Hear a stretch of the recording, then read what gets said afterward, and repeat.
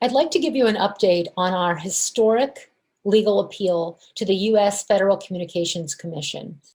We presented our case in oral argument to the U.S. Court of Appeals for the District of Columbia Circuit. The three judges in the case were the Honorable Karen Henderson, Patricia Millett, and Robert L. Wilkins. When these judges questioned FCC counsel Ashley Bozell, it was clear that they had read our briefs. Judge Patricia Ann Millett raised really important questions about the cumulative exposure, especially to children using iPads and wireless devices during this pandemic. And I'd like to play you a clip. In both the introduction and then even in your final decision here in your second report in order, there's lots of discussion about how there's so many new devices and people are using multiple devices. They're using them, way more people are using them, and way more people are using them all the time or through extensive periods. This was even before the pandemic when we're now living on this stuff. But even before that, the amount of usage, the number of devices used often simultaneously, the age range of people who are using these and how long they're using them. That was all quite sensibly what the FCC asked for. The FDA came back and talked about cell phones and cancer. How was it reasonable for the FCC to rely so heavily on a response from the FDA that there's no indication relied on this specialized committee and did not address the very things you asked for information on: other devices, the use of multiple devices, and physical harms other than cancer? How is that reasonable, even with the super deference you get at this stage?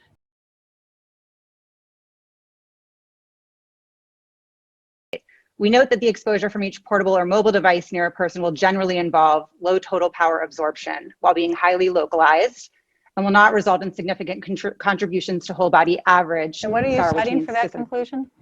I don't see any authority cited or any study or any explanation of how you came to that conclusion, other than that just conclusory statement. The footnote. You're correct. So well, you're correct. How did we decide that the localized exposure would be absorbed in our multiple localized exposures for prolonged periods of time? How that would not be harmful?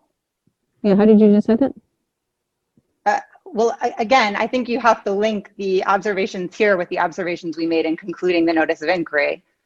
You're correct. There is no footnote here, but if you go back to the resolution terminating the notice of inquiry, we said repeatedly that there was no evidence of any effect, not just cancer, any illness from radio frequency emissions below our existing levels. And in fact, we said below, at, and sometimes even above our existing And that levels. one said, sorry, can you point me to that paragraph where it was addressing cumulative impacts? Again, I apologize if I'm not being responsive to your question, but the cumulative effects are addressed here in addition to 1.1307. And you're referring back to findings that were not themselves cumulative. No, the scientific conclusions here are cumulative. The scientific studies that the FDA and others have looked at and no, the FDA didn't. The FDA was only talking about cell phones. That's my point. That's what there could well be, it's a very big record and you know better than me. There could very well be something where it was clear that you were relying on either your own determinations rather than just conclusions, or there's another FDA somewhere else or another agency talked about cumulative exposures from multiple devices over a prolonged period of time for physical impacts other than cancer. And is that, you're telling me that was made at the beginning, cumulative? I don't know that we used the word cumulative in terminating the notice of inquiry. Judge Robert L. Wilkins actually said, I'm going to be very upfront with why I'm inclined to rule against you. It was reasonable for us to rely on. Can I explain my problem? I'm just going to be very upfront with why I am inclined to rule against you. So I want you to tell me why I shouldn't have the concern that I do. And he asks, why didn't the FDA actually request information from the committees that they have that have expertise in this area? You said that. And you say that Congress directed the FDA to establish an electronic product radiation control program designed to protect the public health and safety from electronic product radiation. The statute that you cite there is section, it's 21 USC section 360 II. When I read that, it says that basically the way that that is done is that a committee that is established in a cross-reference to 360 KK will be established that will review these standards for testing and emissions level. Okay? But you don't reference that committee anywhere, and I don't see anything about that committee mentioned in the administrative record. And he asked questions about the Interagency Work Group for Radiofrequency Radiation that the United States actually, we know, used to have, but as far as we know right now, has not met in 2 years.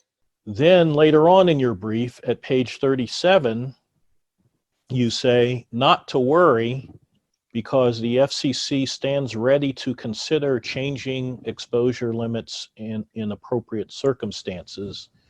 And you refer to a Radiofrequency Interagency Working Group that maintains a continuing dialogue between the FCC and the FDA about these issues. And that's referred to in a letter. Or you say that it's referred to in a letter. But when I read that letter, I don't see any mention of that working group. And I don't see anything in the record that says that that working group actually exists or looked at any of the evidence in this case. So the problem that I have is that you say that you're relying on the expertise of the FDA, but the entity that Congress specifically said to review this committee, you've given us no evidence that this committee has looked at any of this. And then you say that in the future, to the extent anything needs to be looked at, it's going to be looked at by this working group. But I don't see any evidence that the working group looked at anything this time. So why shouldn't I send it back for the relevant working groups and the FDA to look at this record? Now, this questioning to the FCC took place in the second half of the oral arguments.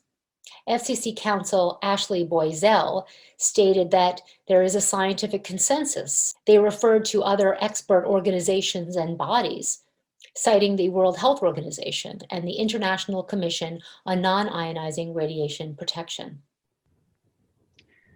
So as I said, the FDA said in its letter at JA 8187 that it was engaged in an ongoing review of the evidence in this area. And then, as you say, it represented a specific conclusion with respect to the National Toxicology Program's research on cell phones. But that was coupled with representations in our termination of the notice of inquiry at JA 12 that the World Health Organization had found no substantiated adverse effects from fixed facilities. So this wasn't an inquiry that was limited narrowly. You are way more expert than me. Is an iPad a fixed facility? No, an iPad is not a fixed facility. Is a watch a fixed facility? No. Right. Okay. Is a wireless laptop a fixed facility? No, but when the notice of inquiry talked about the ubiquitous use of devices, was it talking about fixed facilities? No, not exclusively, okay. But I was going to No, but I don't think that was, okay, I get that, but I apologize for not being responsive. The fixed facility stuff, to me at least, doesn't feel responsive unless I'm misunderstanding it. I'm really curious about all these other devices. What I'm doing is referring to our explanation of why the existing limits continue to be sufficient. And what we said in terminating the notice of inquiry is that the scientific evidence, and we relied on the FDA, but we also referred to other expert organizations and bodies, that the scientific consensus had not changed. And I think it's a mistake to characterize what we did as relying exclusively on the FDA's conclusions, because that's not what we did here. We also looked to the views of, as I said, the World Health Organization at JA 12, the International Commission on Non-Ionizing Radiation Protection, the National Toxicology Program scientists themselves said don't rely on this rat study and extrapolate to humans. Now, I'd like to point out that the World Health Organization EMF project which the FCC counsel, Ashley Boisel, is referring to, is actually, according to a published article that is in the FCC record, an entity with long-standing conflicts of interest. And Dr. Leonard Hardell's paper on the World Health Organization called A Hard Nut to Crack documents how the fact sheets that the World Health Organization has online have, I would say, less than transparent origins. And at Environmental Health Trust, we actually have been writing the World Health Organization EMF project, and we have been asking for information as to who wrote the fact sheets, what they are based on, and so forth, because these fact sheets downplay, whitewash the actual body of evidence on electromagnetic radiation, and they're used the world over as proof of safety, when in fact what we know is that the staff at the World Health Organization EMF project is actually one engineer without a medical background, and she refuses to answer our questions, try as we might, simply to know who wrote the fact sheets and how they were written. What was the process by which they were written? In 2011, the Cancer Institute of World Health Organization, with the help of 31 experts from all around the world, classified radiofrequency radiation, including mobile phone radiation, as possibly carcinogenic. And 3 weeks later, it was very strange because the World Health Organization headquarters issued a fact sheet that dismissed the cancer risks and the cancer classification. Whilst the IARC classification covers all radio frequencies, fact sheet 193 only refers to mobile phones.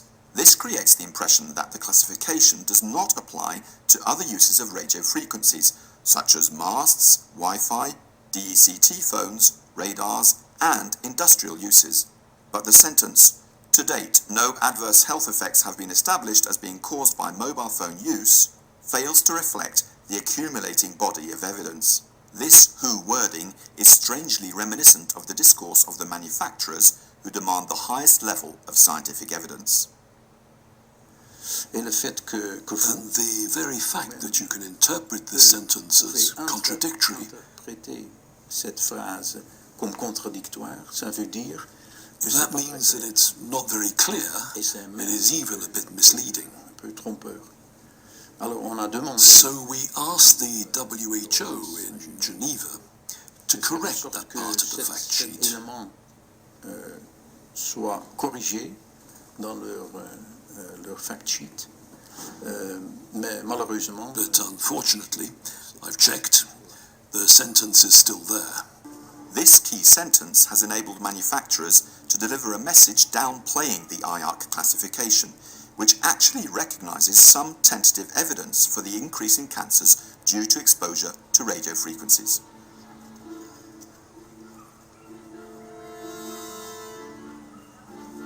I wanted to know, I asked the responsible person at the World Health Organization, Emily van Deventer, who were the experts that wrote this fact sheet, this new information that was contradicting the Cancer Institute classification, and I had no answer. Emily van Deventer is the current head of the EMF project within the World Health Organization.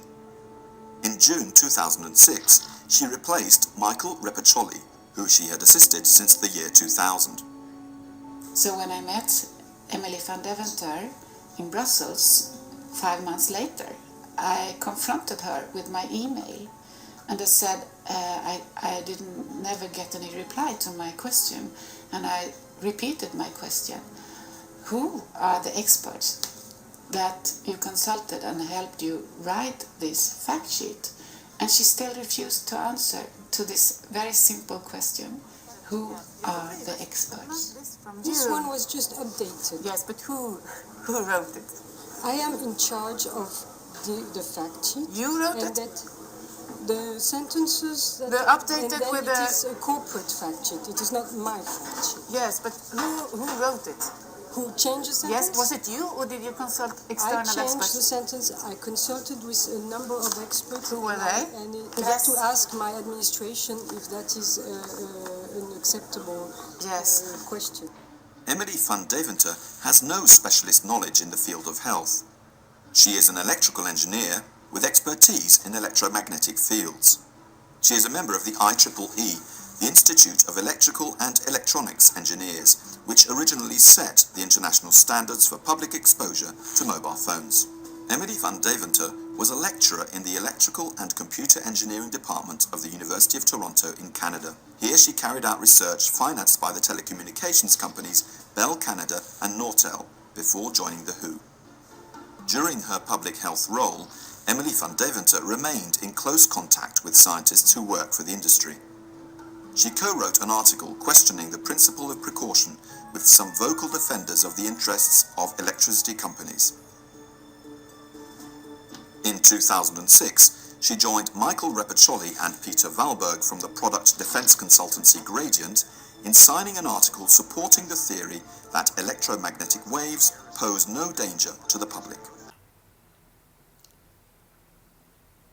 I shared with you this excerpt from the excellent film Microwave Science and Lies, which you can watch online, because there have been years of scientists and journalists asking the World Health Organization who wrote these fact sheets, which the Federal Communications Commission is actually referring to.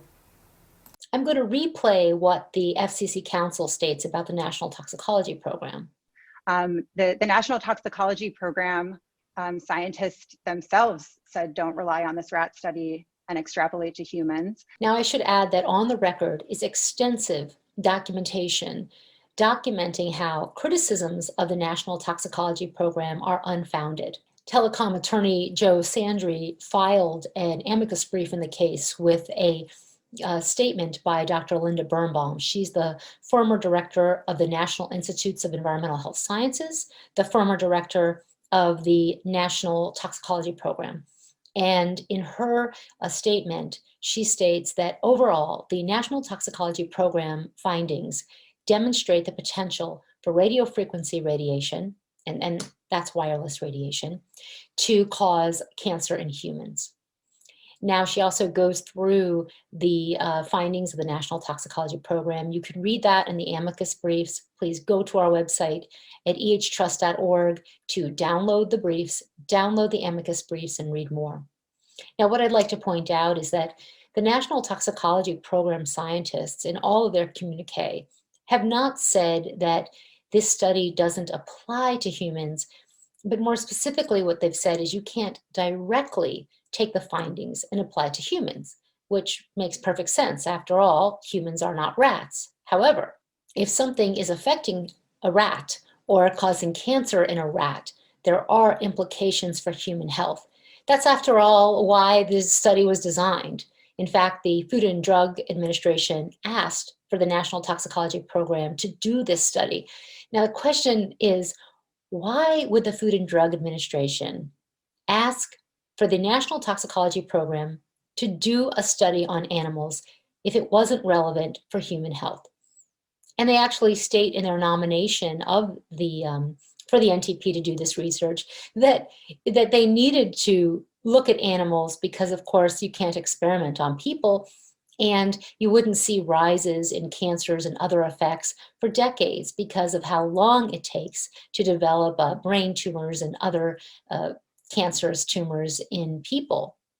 The study also found DNA damage and a type of damage to heart tissue, and this was all at levels that were considered non-thermal. They didn't appreciably increase the heat. Now remember that the FCC is saying that heating is the only harm. Now, the National Toxicology Program study did find that the wireless exposure caused clear evidence of tumors in male rats, and those tumors were the same cell types as are found in case control studies in humans who have used cell phones for more than 10 years. If wireless radiofrequency were a drug, we believe that it would be banned and pulled off the market by now because of all the reported side effects. Second, we have aggregate limits that apply to fixed facilities. Those are set forth at 1.1307b3, and they require that I'm not all talking about fixed facilities. I'm talking about watches. I'm talking about iPads. Okay, those are not fixed facilities. So Sure. And then I'm also not talking about just using a phone and holding it up to your ear. People don't use their phones, hardly use them for phone calls anymore. They're constantly in the hand, not 2 centimeters away. They're constantly in the hand, and the fingers are constantly on them. And so I'm just trying to understand how the FDA coming back and talking about cell phones that are in a holster, or nobody keeps them anymore, or are in a purse, or they're not being used. Is it all, and looking only at cancer, is it all relevant to an inquiry, again, into the effect of this radiation frequency from multiple devices that are used in entirely different ways now, an entirely different volume, and throughout the population, including children who live on iPads? Judge Millett is speaking about the way cell phones are tested, as if they were in a holster, which of course we don't do that anymore. Remember, we used to walk around with a phone or a little clip on the belt, and there was a space between the phone and the body. So we explained in that paragraph that exposure from mobile and portable devices tends to be a more localized exposure when they're held close to the body. That would cover things like a watch or a tablet held in the hand or a cell phone. And that exposure, because it's more localized, tends doesn't need to be aggregated because the whole body exposure is much more diffuse. So we addressed the fact that and what other expert agency was the one that addressed that for you? We were making that judgment in our own technical expertise, that the effect of these emissions was not significant in the aggregate, and that therefore there didn't need to be any kind of aggregate limit. But with respect to our reliance, pardon me? How did you decide? I mean, these things are strapped onto the arms and in the hands a significant part of the day. How was it that you decided that that was not a significant change from what you had looked at in 1996? Well, there are no substantial adverse effects from exposures at the existing levels. So the fact that they're strapped on the wrist. And how did you find that? Was this for your 2.5 centimeter test? Well, no. What I'm doing is referring to our explanation of why the existing limits continue to be sufficient. When she talks about how phones are constantly in the hand and not centimeters away, what she's talking about is how, I believe, something that we raised in our brief, which is that the way phones are tested at a distance from a body dummy do not reflect the way that we use devices, because of course, people carry phones in their pockets, touching their body, in their jeans pockets, in their bra, in their tight spandex pants. Babies are handed cell phones as toys. They're basically hugging them.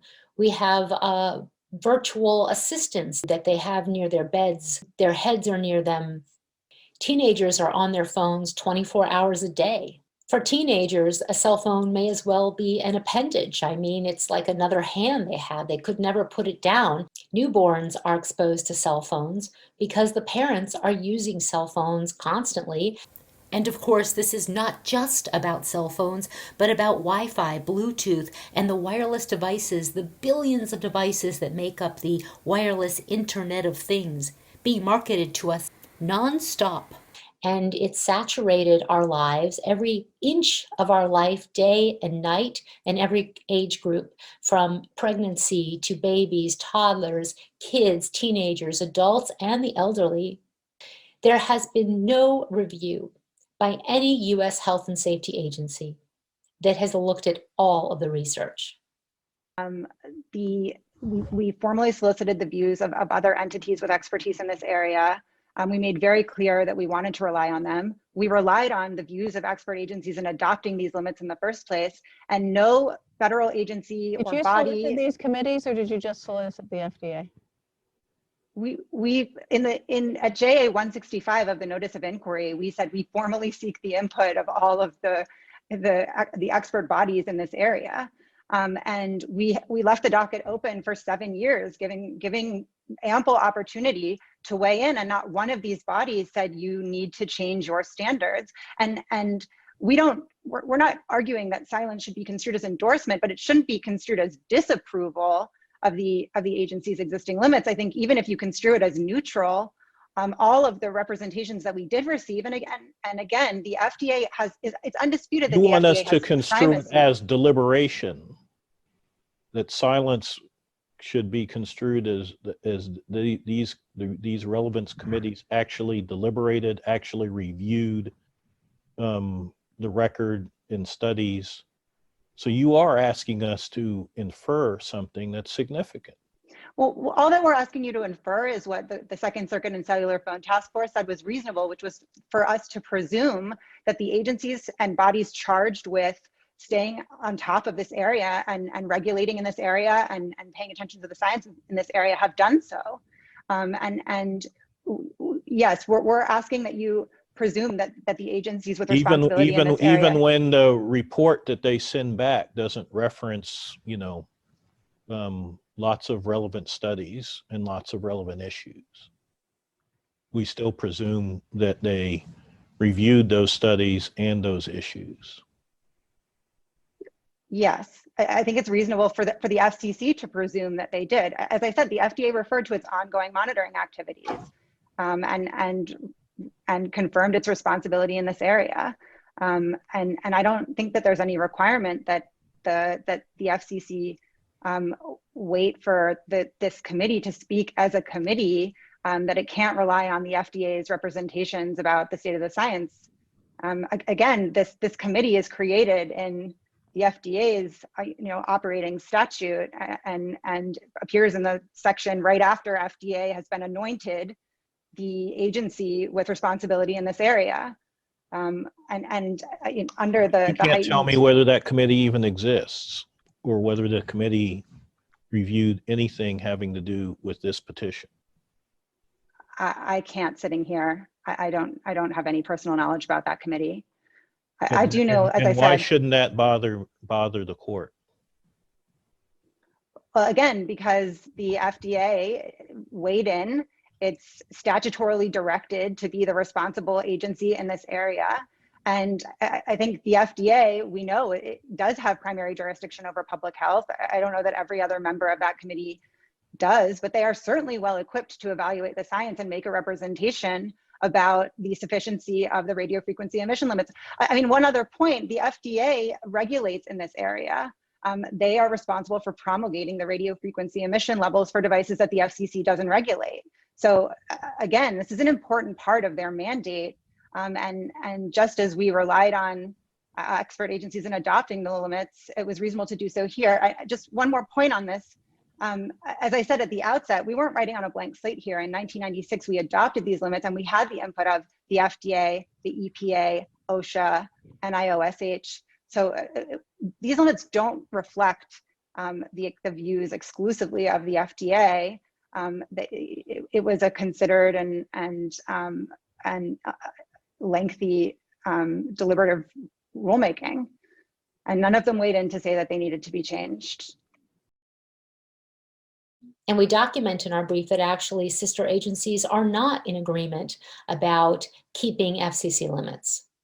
We have a letter from the EPA, we have information from the National Cancer Institute, where they say that they don't even make safety determinations.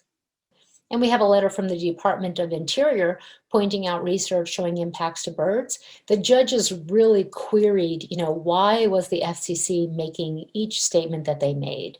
And here's a clip where the judge asked, who are you citing? How did you make that determination? Well, I think that there's nothing in the statute that suggests that the committee has to speak through the committee. I think that the FDA, as the agency charged with keeping abreast of the science in this area, can speak to the state of the science, and it does refer to its ongoing monitoring activities in its letter to the FCC at J8187. And this is extra record material, and we're not relying on it for you to uphold the agency's decision, but the FDA did release a review of the scientific evidence in 2020, and its conclusions were consistent with the conclusions that the FCC drew here. That. No, we're not arguing. We can't consider that. That's absolutely right. And we're not suggesting that you need to consider it to uphold the agency's decision, but I think it does confirm the centrality of the FDA to this But area. the FDA, it's not just that we don't know that they asked their experts. We don't know what they asked them, because all we got from the FDA is cell phones and cancer. We know whether, is it reasonable for the FCC to take the FDA's representations at face value without verifying that the relevant experts have looked at the questions that the FCC actually asked when they get a report back that only talks about cell phones and cancer? I think it is reasonable for the agency to do so, and I think that's what the Court and Cellular Phone Task Force said. No, it It's didn't have, reasonable. no, and in fact, I mean, in our case, we specifically noted that what could make a difference is if circumstances change. We have that in there, and that circumstances could change over time. Then there would need to be another look, and that was what you all flagged in your notice of inquiry. Was things have changed, including the ubiquity and multiplicity of devices. These oral arguments really call out what's happening not just in the United States, but all around the world, where when this issue is raised, people are told there is no evidence of harm. We repeatedly hear in the news media and by politicians that there is no evidence of any effects of harm from radio frequency radiation wireless, be it from cell phones, Wi-Fi, cell towers, and all these wireless devices that are coming out now with 5G and the Internet of Things. We are told there is no evidence. But what is that based on? Who has made that determination? And the judges in this case really got to the heart of the issue. They wanted to know, how did you make that statement? You know, they asked the FCC, how did you come to the determination that there is no evidence of any effects? Especially when it comes to cumulative effects, effects from long-term exposure to hours and hours of low-level exposure to radio frequency radiation. The judges clearly read the briefs because they point out that the FDA is only talking about cell phones. The FDA is not dealing with cell towers or all kinds of wireless devices and networks that we have in our lives today. I mean, what about smart cars? The FDA doesn't deal with smart cars and all the technology in cars, or smart meters, which are rapidly being put on homes across the nation for energy, as well as gas and other utilities. Our case is not just about cell phones. It is about wireless radio frequency radiation, which comes from numerous sources. Now, in this clip, the issue of the 50 times safety factor is raised. We address this extensively in our brief. There is no 50 times safety factor for several reasons. First, even if there were a 50 times safety factor, a factor of what? The basis for our limits is about thermal heating. So even if that were the only harm, even if heating were the only harm, making a 50 times safety factor from a level set to protect against heating doesn't protect us, because our entire case is about the fact that there is an extensive record of research showing impacts that are non-thermal, that are at very low levels of radio frequency radiation. And you can listen to the judge query the FCC counsel on this in this clip. And what we know is that at 4 watts per kilogram, we start to observe thermal changes. There are no substantiated adverse effects below that level.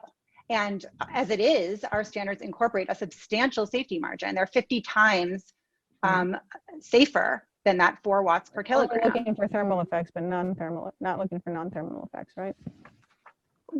We're not, the limits address both kinds of effects, because the only substantiated adverse effects are thermal ones. And we acknowledged evidence on the other side. We acknowledged that much of the record was not scientific. That which purported to constitute research evidence lacked any persuasive case as to its value or significance. We acknowledged 3 of the 4 major studies that petitioners rely on in their brief, and explained why they didn't provide any basis to reevaluate our limits. And again, going back to Towards the end of oral argument, Judge Henderson requested that the FCC provide documentation on the Technical Electrical Committee of the FDA, as well as the Radiofrequency Interagency Work Group. I'd be happy to answer other questions of the panel. I do have one. How difficult would it be to determine whether these committees and working groups exist? I can easily. Well, I mean, are they set up by regulation or that's my question. Is it Sure. is it a question you can answer with some sort of supplemental submission? Yes. It is a factual question, and it's certainly one that we can answer in a supplement if the panel is interested. Ms. Boiselle, can you get whatever information there is about the formation of these committees and working groups we've been talking about and submit it? Well, let's say that should be fairly easy. It's either there or they either exist or they don't. Let's say by 5 o'clock tomorrow, and then Mr. McCulloch, let's see.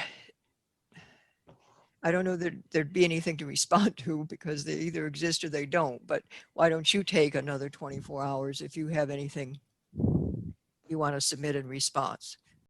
On January 26th, the FCC submitted to the court a response to Judge Henderson's request. In their response, they document that the Electronics Committee consists of 15 members who have not met since 2016, and that there are 10 current vacancies on that committee. In addition to factual information, the FCC response actually adds an argument in their latest response. For example, they say that no statute or regulation required them to seek out the views of the technical committee. Regarding the radio frequency radiation work group, the FCC attaches a charter indicating that representatives from the FDA, FCC, Environmental Protection Agency, National Cancer Institute, National Institute on Occupational Safety and Health, National Institute of Environmental Health Sciences, National Telecommunications and Information Administration, and Occupational Safety and Health Administration are involved, at least according to the charter dated 2012. I need to add here that recently I had an email exchange with the Environmental Protection Agency of the United States, and I specifically asked about the Radiofrequency Interagency Work Group. On July 8, 2020, I received a response from Lee Ann B. Veal, the director of the Radiation Protection Division at the Environmental Protection Agency. I specifically asked who the staff member of the Environmental Protection Agency was on this work group.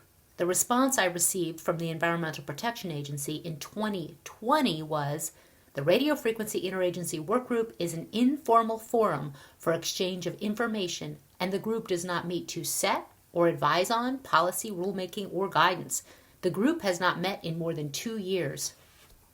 And when I asked about what U.S. agency has reviewed the research on damage to trees or damage to memory or impacts on birds and bees, we received the same response, and that was that the Environmental Protection Agency does not have a funded mandate for radio frequency matters, and that they are not aware of any EPA reviews that have been conducted on the topic of trees as well as birds and bees. And the EPA also said that their last review related to impacts to human biology was in 1984. The FCC submission also says that, as the court has recognized, the views of the work group do not represent the official policy or position of member agencies. In response to the FCC, Environmental Health Trust and petitioners submitted on January 27th a document which we have posted on our website at ehtrust.org along with all of the other documents discussed in this case. We actually contend that the FCC's January 26th letter exceeds the scope of the information requested by the court at oral argument.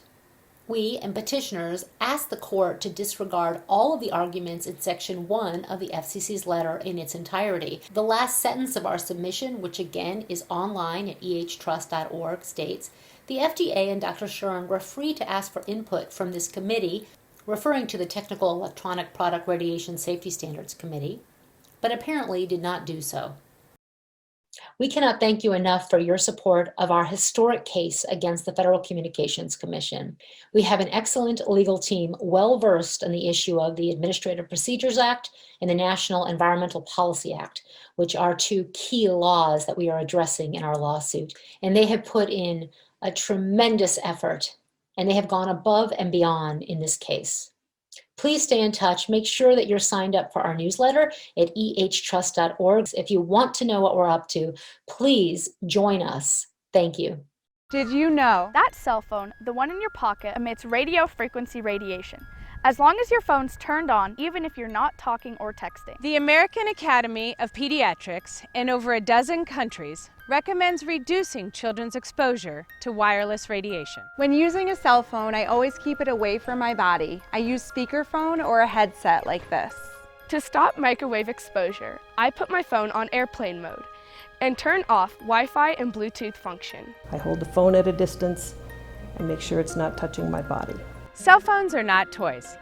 Children's brains and bodies are still developing and are vulnerable to wireless radiation. Practice safe and responsible habits with yourself and your children. When using the computer, I always try to make sure my connection is corded, not wireless.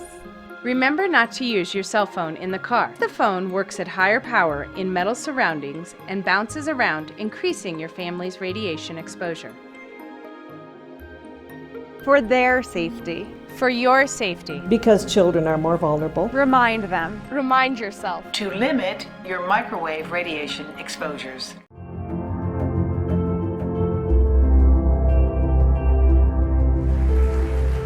Probably the most important thing I did, I was involved as a young scientist in the committee that actually reviewed the data and recommended that there be no smoking on airplanes.